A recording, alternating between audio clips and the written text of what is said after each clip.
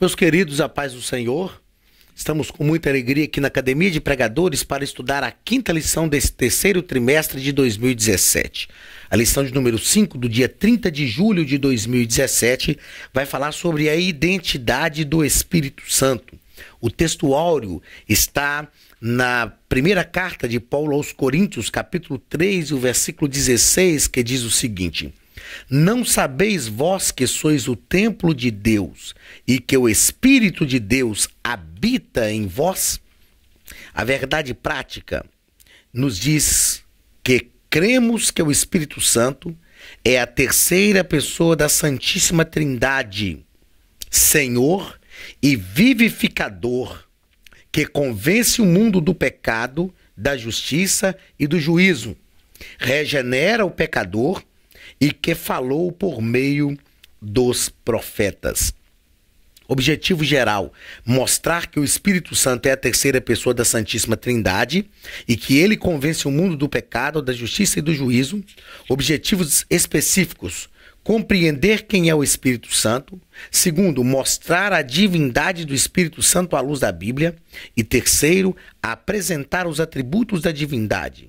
Quarto, analisar a personalidade do Espírito Santo. Ponto central da lição: cremos que o Espírito Santo é a terceira pessoa da Santíssima Trindade. Leitura bíblica em classe está em João capítulo 14, versículos 15 ao 18 e o versículo de número 16. Se me amardes, guardareis os meus mandamentos, e eu rogarei ao Pai, e ele vos dará outro Consolador para que fique convosco para sempre.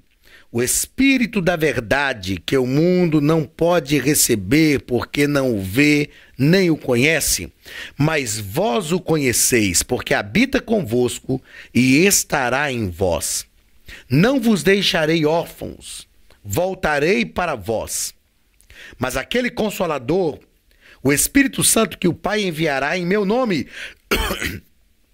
ele vos ensinará todas as coisas e vos fará lembrar de tudo quanto vos tenho dito.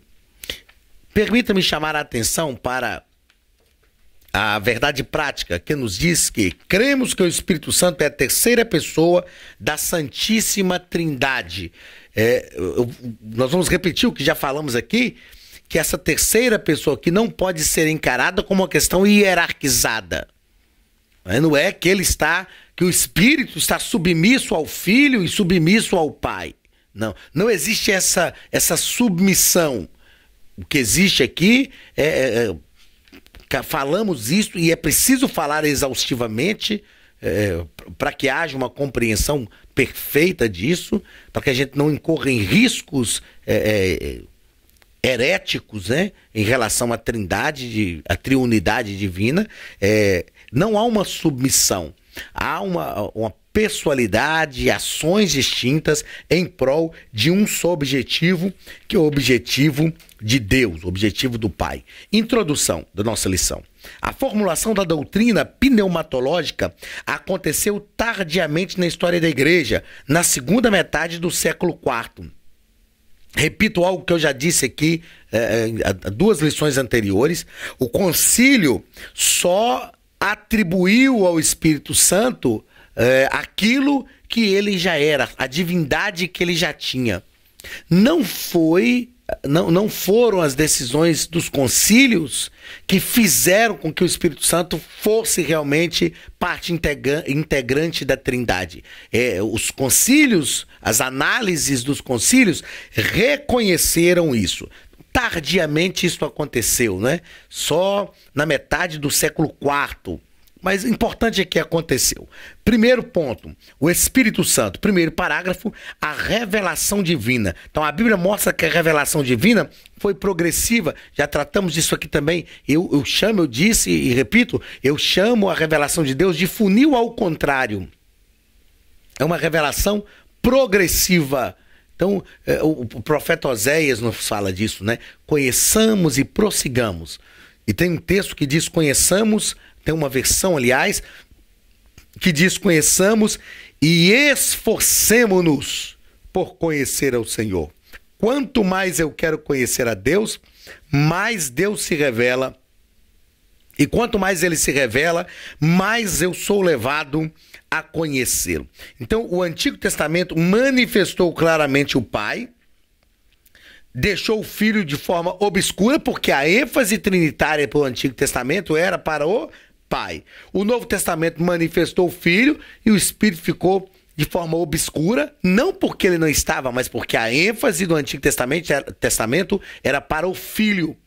E nos nossos dias, que é esse dia que nós chamamos de plenitude do Espírito, o Espírito Santo habita em nós e de forma mais clara se dá a conhecer. Gregório de Nazianzo fez esta afirmação. Então, essa revelação divina progressiva fez com que hoje nós tivéssemos a plenitude da revelação de Deus. Talvez o que nos falta é desenvolver esta experiência com Deus, porque essa experiência é a partir do relacionamento direto com Deus, mas a revelação de Deus é plena, total, né? Porque o Pai se revela, o Filho se revela e o Espírito também se revela. Então a vontade de Deus já está revelada em nós e o Espírito Santo habita em nós. Ele proporciona, ele nos capacita também para responder a essa revelação, compreender essa revelação de Deus, né? Porque o Espírito Santo nos move, ao habitar em nós, ele nos move para a revelação do Pai. E como o Pai é Deus e parte integrante da Trindade com o Espírito, então essa revelação ela pode ser muito mais própria, muito mais prática, muito mais efetiva, porque nós temos a habitação do próprio Deus em nós também. Segundo parágrafo, o esquecimento. Nesse parágrafo, o pastor Ezequiel Soares está tratando desta demora, digamos assim, só na metade do século IV, para que fosse reconhecida essa verdadeira divindade, esse papel, essa função específica do Espírito Santo. Mas ele diz o seguinte: mas esses dados da revelação precisam ser definidos. Precisavam realmente de ser definidos. Daí a necessidade de formulações teológicas exigidas pela nova realidade cultural em que a igreja vivia e pelas demais civilizações em que o evangelho havia penetrado. Por isso que demorou, só na metade do século IV, mas foi uma necessidade que foi surgindo, uma emergência da igreja compreender, e graças a Deus que hoje nós temos condições de estudar, como nós estamos fazendo nesse trimestre, aprender, compreender verdadeiramente o que é esta ação trinitária de Deus, compreender a pessoa do Pai, do Filho e do Espírito Santo, para que a nossa fé seja uma fé verdadeiramente alicerçada em uma fé inabalável. Terceiro parágrafo, o Espírito Santo e os primeiros cristãos. Embora, repito, só na metade do século IV formulou-se essas questões teológicas a respeito do Espírito Santo, os primeiros cristãos da fé da era apostólica conheciam mais sobre a identidade do Espírito Santo que os pais da igreja lá no IV século. Por que eles conheciam? Por causa do relacionamento, a partir do relacionamento. Os primeiros cristãos foram aqueles que receberam o Espírito Santo sob a ordem de Jesus, foram aqueles que foram revestidos de poder no dia de Pentecoste e desenvolveram um relacionamento prático com o Espírito Santo. Nós não podemos nos deixar levar pelos ensinos teológicos dessa era pós-moderna e da Idade Moderna, né? Porque o iluminismo lá do século XVII criou um teólogo que conhece a Deus a partir do academicismo, do estudo teológico.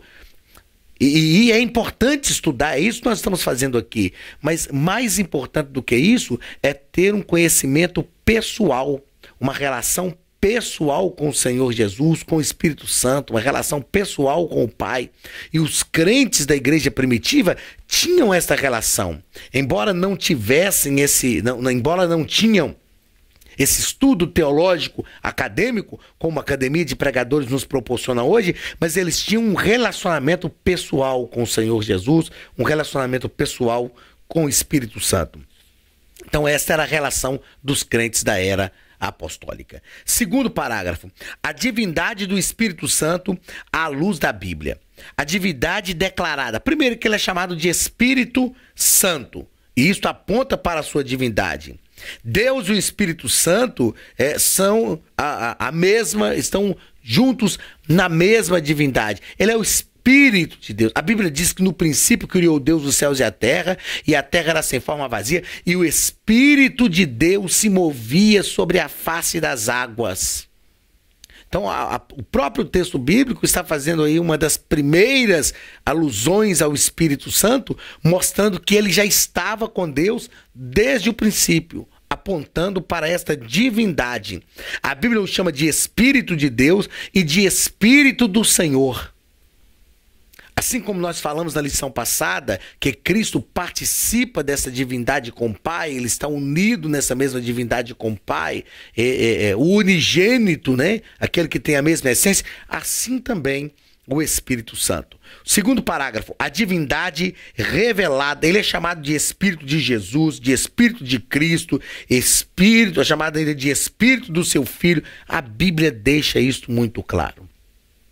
As alusões que a palavra de Deus faz ao Espírito Santo revelam essa divindade, não deixam dúvida em relação a esta divindade do Espírito Santo. A Bíblia também nos revela obras divinas, que é o terceiro parágrafo. As obras divinas do Espírito Santo. O Espírito Santo é o Criador do universo e dos seres humanos. Ele gerou Jesus no ventre de Maria, ele ressuscitou Jesus dentre os mortos, ressuscitará os fiéis, ele é o Senhor da igreja, é o autor do novo nascimento, ele dá vida, ele regenera o pecador, ele distribui os dons espirituais. É maravilhoso nós observarmos essas obras divinas do Espírito Santo, porque assim como o Pai teve obras divinas, assim como o Filho teve obras divinas, o Espírito também tem obras divinas. Por quê? Porque a divindade ele é peculiar, são obras que são próprias dele. Quando nós estudamos mais profundamente o Espírito Santo através da disciplina de pneumatologia, e eu repito que já disse em aulas anteriores, a Academia de Pregadores, ela oferece o curso médio em teologia, e uma das disciplinas do curso médio em teologia é a pneumatologia. Então estude o nosso tempo aqui na lição de escola dominical é exíguo, então a gente precisa realmente tratar daquilo que é o enfoque central da lição, mas estude, porque principalmente como professor de escola dominical, como crente, como estudioso da Bíblia, a gente vai estudar e vai compreender isso melhor para poder aplicar essa prática verdadeira da divindade do Espírito Santo e das suas ações na nossa vida pessoal, na nossa vida cotidiana, na nossa vida cristã, na nossa vida diária como um todo. Então o Espírito Santo também tem ações como Deus. Ele gerou Jesus no ventre de Maria.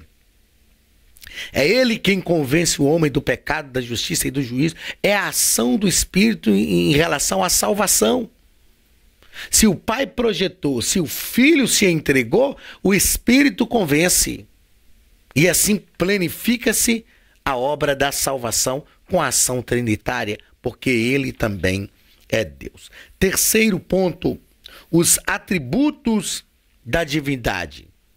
Quando nós estudamos a teontologia, nós vamos perceber que Deus, o Pai, tem atributos que são comunicáveis e atributos incomunicáveis. Comunicáveis, aqueles que são transferíveis, que se transferem, e intransferíveis ou incomunicáveis, aqueles que realmente são somente da divindade. Então, os atributos incomunicáveis, ele é onipotente, ele é fonte de poder e milagres, ele é onipresente, ou seja, está em toda parte, e ele é onisciente, porque conhece todas as coisas. São atributos que são somente dele. Ele não comunica a ninguém. Não comunica ao homem, não comunica a ninguém. São atributos incomunicáveis, atributos que demonstram a sua divindade. Quando a Bíblia diz que o Espírito do Senhor se movia sobre a face das águas, está falando desse atributo da onipresença. Ele está em todo lugar. Ele tem poder, então ele é onipotente. Ele tem conhecimento de todas as coisas, onisciente. O próprio Jesus disse que ele nos faria lembrar de tudo aquilo que ele tinha nos ensinado, porque ele conhece todas as coisas. Então ele tem atributos da divindade. Alguns atributos comunicáveis: santidade. Ele é o Espírito Santo. É ele quem nos santifica. Então, esse termo santidade é aplicado ao Espírito Santo como consequência direta de sua natureza e não como resultado de uma fonte externa. Ele não é santo porque ele foi santificado. Ele é santo porque a essência dele é a santidade. Assim como nós falamos que o Pai tem como essência também a santidade, o Espírito também tem. A bondade. Quando nós analisamos o fruto do Espírito, fruto de quem? Do Espírito. Então, é o Espírito Santo que produz esse fruto, que é característico daqueles que já tiveram o caráter de Cristo gerado no seu caráter. Uma das virtudes do fruto do Espírito é a bondade, longanimidade, mansidão, domínio próprio. Então, são atributos transferíveis, comunicáveis, que ele comunica a todos nós a partir, sem dúvida, meus queridos, do relacionamento que nós desenvolvemos com ele. Então o Espírito, ele é a verdade. Jesus disse aos seus discípulos: olha, eu vos darei outro Consolador, o Espírito Santo, e ele é o Espírito da verdade. O mundo não conhece nem pode conhecer, mas vocês conhecem o Espírito da verdade. Terceiro parágrafo: o Espírito Santo e a Trindade. Então o Espírito Santo iguala-se ao Pai e ao Filho. Já falamos isso aqui, mas no início da nossa aula. Não há uma submissão do Espírito ao Filho e ao Pai. Ele se iguala ao Pai e ao Filho. Isso significa ser o Espírito Santo objeto de nossa fé, pois em seu nome somos batizados, indicando o reconhecimento igual ao do Pai e do Filho. Quando Jesus disse: ide por todo mundo, fazei discípulos de todas as nações, batizando-os em meu nome. Não, batizando-os em nome do Pai, do Filho, mas também em nome do Espírito Santo. Então ele se iguala a essas outras duas pessoas que compõem a Trindade divina. Existe sim uma distinção. É o que já falamos na lição passada em relação a Cristo. Existe uma distinção de serviço e o Espírito Santo representa os interesses do Pai e do Filho na vida da igreja na terra. Por quê? Porque ele é aquele que nos conduz, ele é aquele que nos ajuda.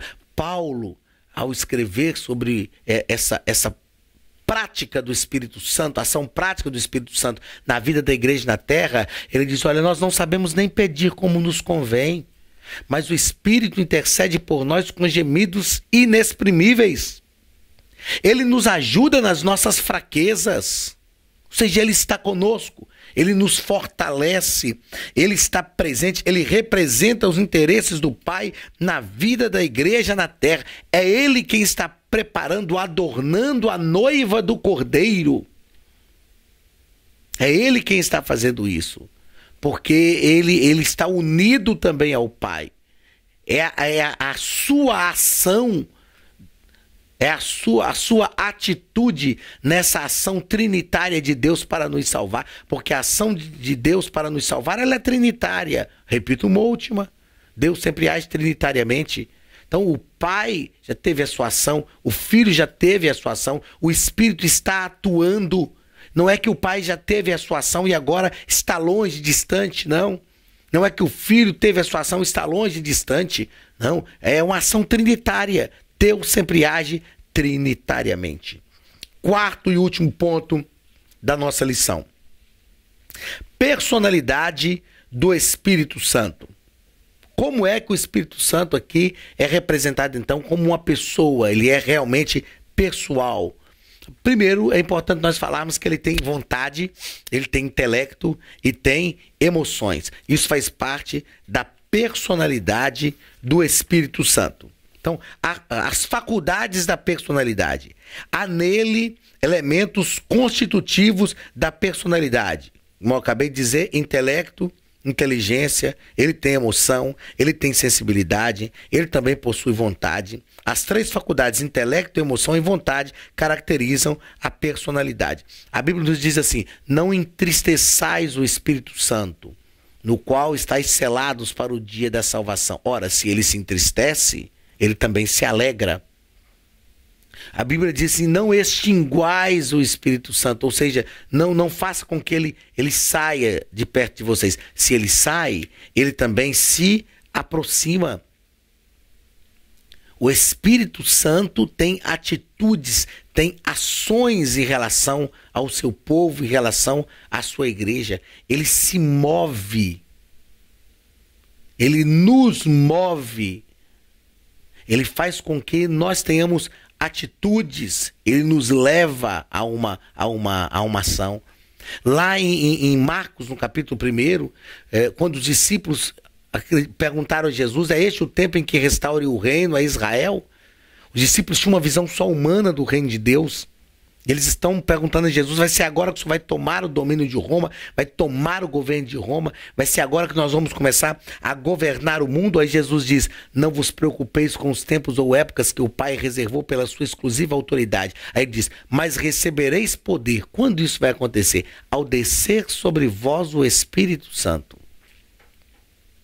O que Jesus está dizendo: olha, ele virá sobre vocês, vai se relacionar com vocês e vai potencializar a vida de vocês.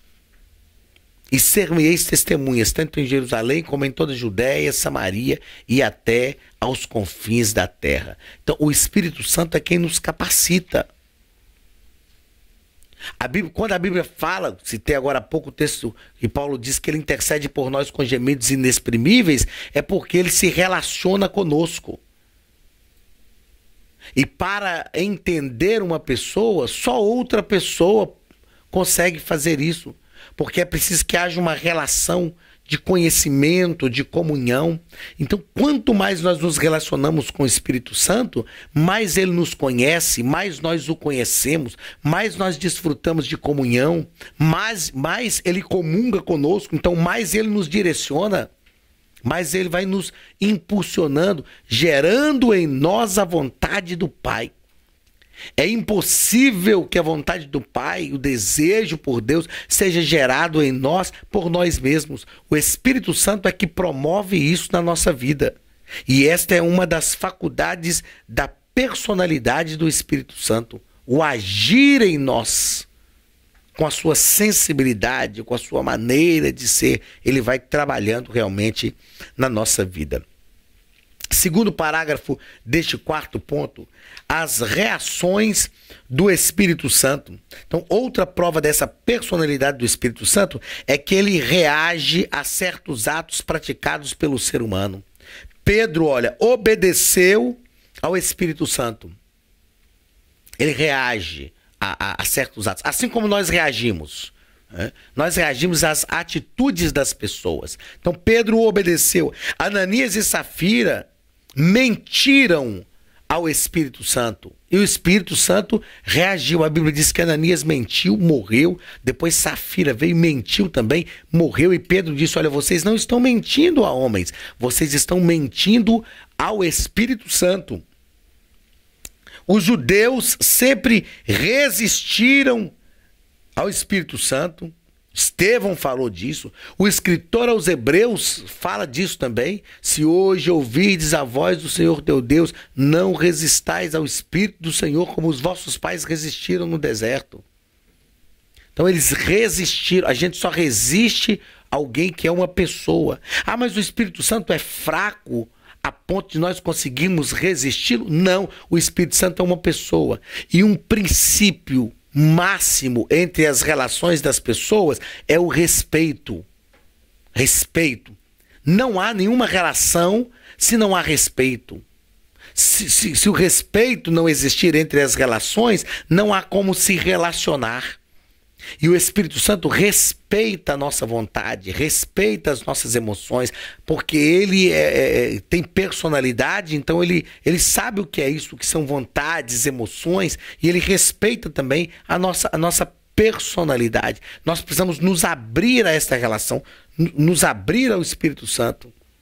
E quanto mais nós nos relacionarmos com ele, mais comunhão com ele nós teremos. Então Estevão diz que os judeus sempre resistiram ao Espírito Santo. O apóstolo Paulo nos recomenda a não entristecer o Espírito Santo.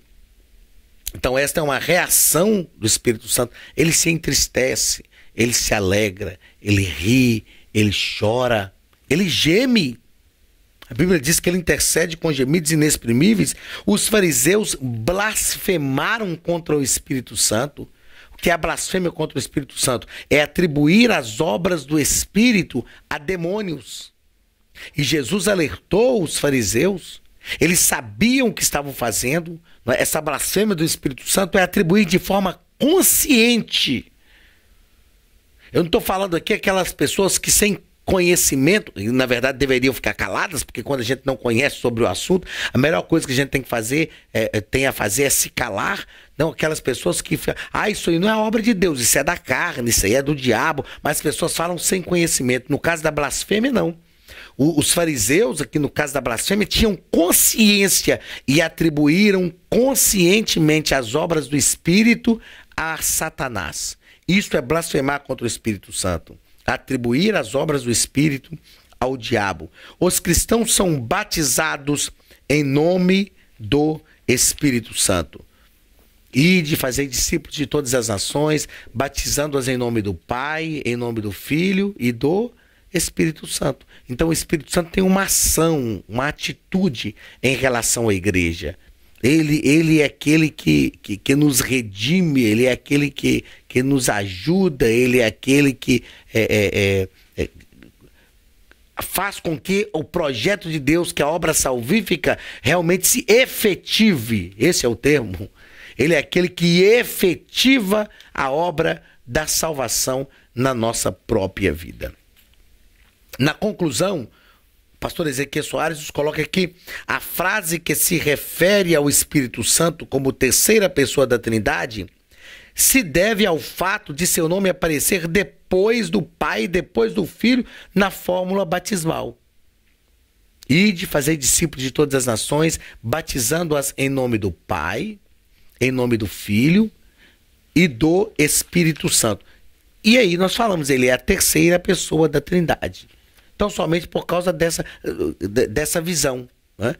Infelizmente, nós não temos como tratar dessa questão trinitária sem essa visão humana, porque isso é prático para a gente conseguir entender. Então a gente diz, a primeira pessoa da Trindade é o Pai, a segunda é o Filho, não porque há uma submissão ou subserviência, e a terceira é o Espírito Santo. Mas nós falamos isso porque Jesus diz, batizando-as em nome do Pai, do Filho e do Espírito Santo. Então ele vem em terceiro lugar aqui, mas eu já disse e repito, não é? A visão trinitária não é verticalizada, ela é horizontalizada. Pai, Filho e Espírito Santo, eles estão em pé de igualdade em todas as circunstâncias, em poder, em condições de decidir, em divindade, em ações. São ações distintas, diferentes, mas ele está em pé de igualdade, o Espírito Santo está em pé de igualdade com o Pai e com o Filho em todas as circunstâncias, em todas as situações. Muito bem, o que nós aprendemos nesta lição é compreender quem é o Espírito Santo. Ele é Deus, ele é divino, ele tem ações salvíficas, ele tem ações da divindade e ele habita em nós. Segundo, mostrar a divindade do Espírito Santo à luz da Bíblia. A própria Bíblia aponta essa divindade, não é?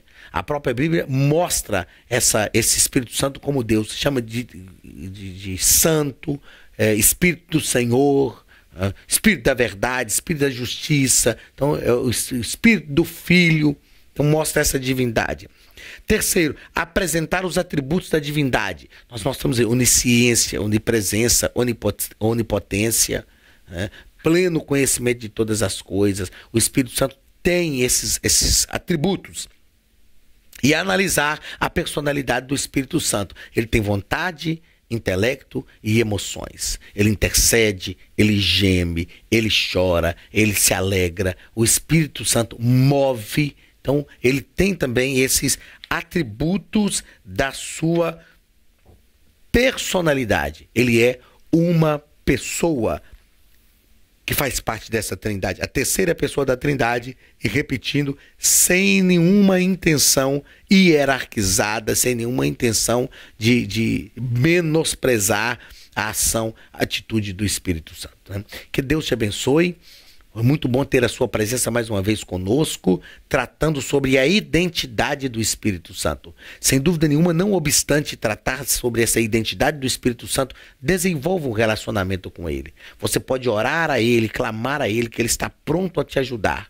E assim como os crentes da igreja apostólica ou primitiva tinham um conhecimento prático do Espírito Santo, essa é a proposta de Deus para a nossa vida. Não queira tão somente o conhecimento acadêmico, mas queira o conhecimento prático da vivência cotidiana com o Espírito Santo. Que Deus te abençoe e abençoe a tua casa. Receba o abraço do pastor Anderson Silva e da Academia de Pregadores, a maior escola de teologia online do Brasil. Deus te abençoe e até semana que vem na nossa próxima aula, em nome de Jesus.